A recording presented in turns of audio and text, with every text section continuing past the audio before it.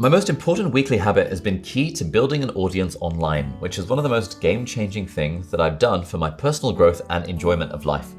From becoming financially independent to making friends with some really cool people, building an online community has made all of these things possible. But I wouldn't have been able to do any of that if it hadn't been for this one simple habit that I've been doing for the last 5 years. But before we talk about that, let's talk about why building an audience is one of the best things that you can do for your personal life and career. So firstly, relationships are the most important things in life, as we all know, and building an audience lets you connect with so many more people, infinitely more people than you would if you didn't have some sort of presence on the internet. It's really cool because when you put your stuff out there online, when you share your work, then that work will resonate with people who care about the same things. And then those people will reach out to you, and then you might end up being friends on the internet because you like each other's work. Then you might end up meeting in real life, and you might end up sort of having this like blossoming friendship from someone across the world that you would never have met had it not been for the sharing stuff online and trying to build this audience. Secondly, if you care about having an impact, then building an audience means that you can magnify whatever impact you want to have as an individual. So for example, for me, I enjoy teaching in real life, but there's only so many people that I can teach physically in person, even though that's quite fun. And so instead, if I build an audience and do teaching on YouTube or through my blog or email, whatever, Instagram, TikTok, anything like that,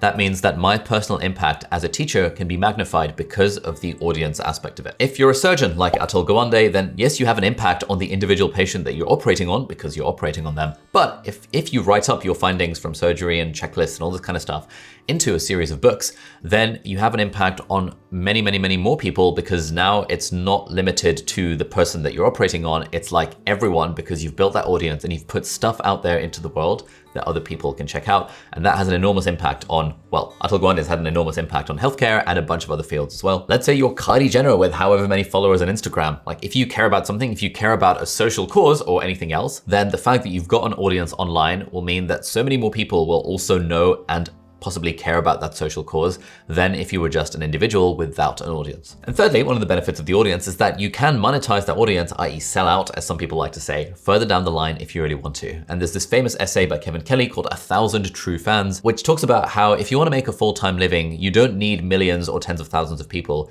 All you need is 1,000 true fans. And he defines a true fan as someone who will, pay you on average $100 a year for the thing that you're doing. So let's say you're a musician or an artist or something, and you want to build that audience, all you need is 1,000 true fans, 1,000 people who every year will go to your show, will buy your limited edition album, and you can sustain a full-time living off the back of those 1,000 people. And that's pretty cool. The fact that that exists, mostly thanks to the power of the internet, means that there are so many more careers and career paths that are possible compared to what it was maybe a decade or two ago. And that means that you don't have to end up doing a career that you might not enjoy. You can carve your own career out there. And by virtue of building an audience, you can hopefully at some point make enough money from that thing, that niche thing that you're doing to be able to do that forever. And then that's great because then you're doing the thing that actually matters to you. And then you're not like working a job that you might not enjoy. You're doing the thing you actually want to do.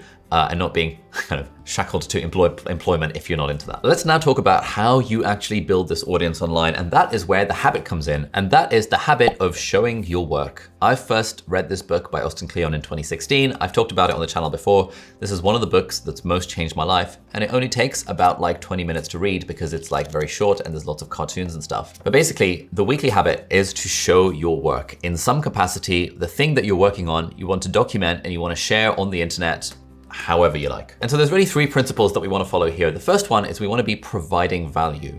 And the way that Austin Kleon describes it is that there's no value in sharing a photo of your latte or your lunch, unless you're like a food blogger or something.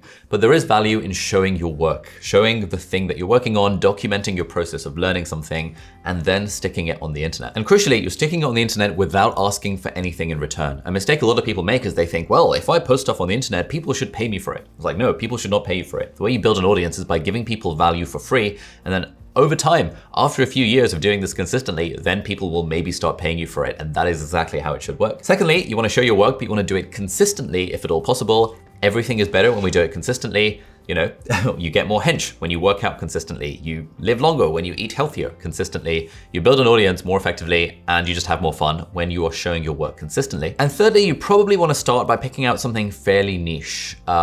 If you're just getting started out, then sharing kind of your productivity hacks, something like that probably isn't going to garner you much of an audience because there are zillions of people doing that same thing.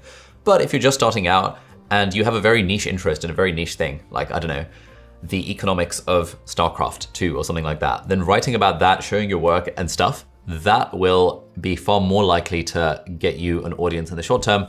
Like, I started my YouTube channel based around helping people to get into medical school at Cambridge University. It's a very niche audience. There's only like a few thousand people a year who apply to that. But then over time, my audience has expanded to be more like productivity and tech and money and entrepreneurship and that kind of stuff. So basically, moral of the story is start really niche.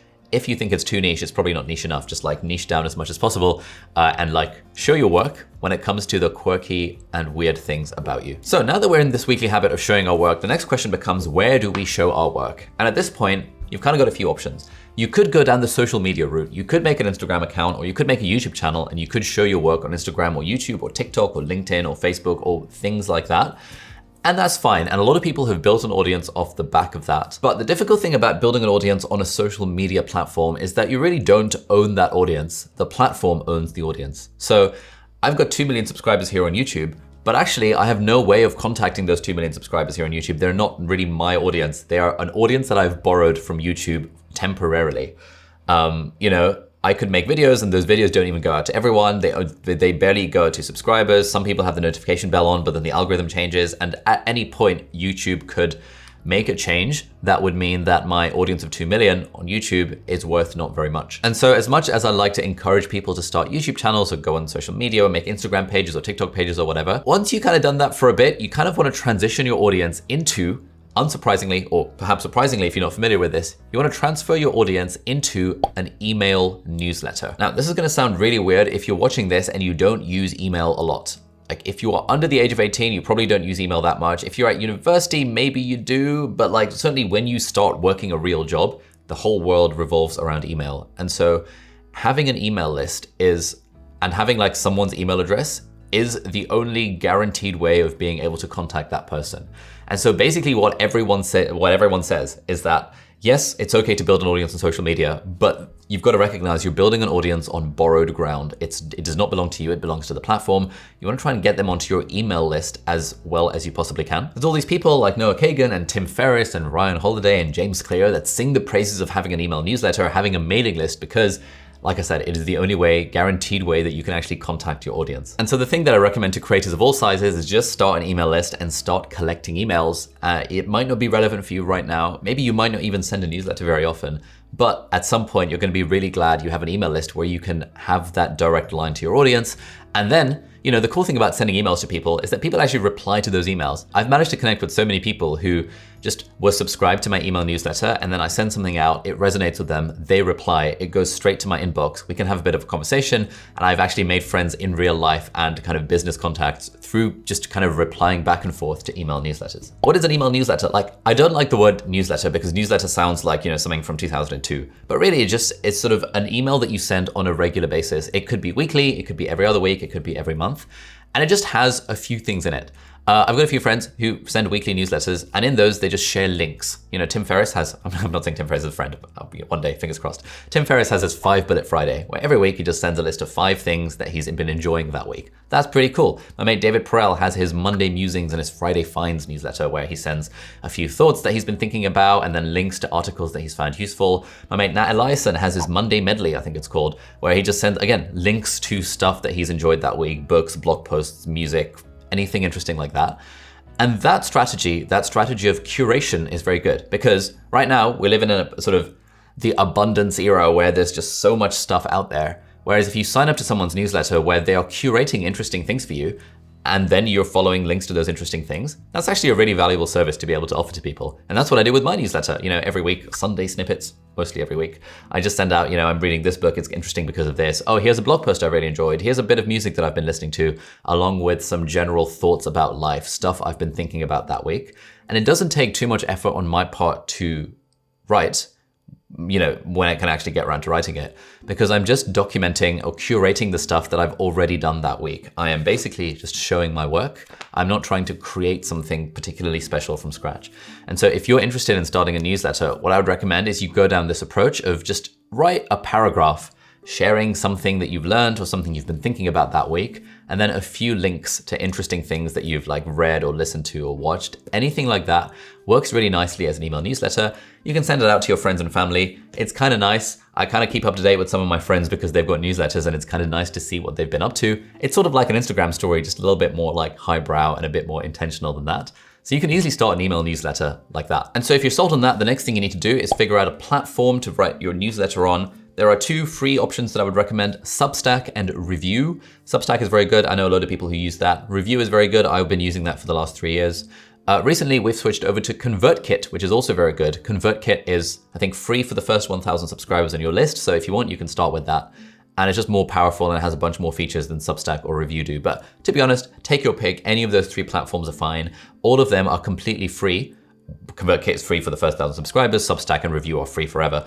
And you can just start getting emails in a list. It's kind of fun. Like everyone I know who started a newsletter has been like, oh, this is actually quite a fun thing to do. Like it gets you into the habit of writing something weekly. It gets you into the habit of like reflecting on how your week's gone and what you've learned. It gets you into the habit of showing your work and sharing stuff with people. And it's not that hard. Like you don't have to get fancy cameras and start a YouTube channel. You don't have to put yourself out there by being one of those people who post photos of themselves on Instagram. You literally can just send one email every week or one email every month that has like 2 paragraphs in it and a few links.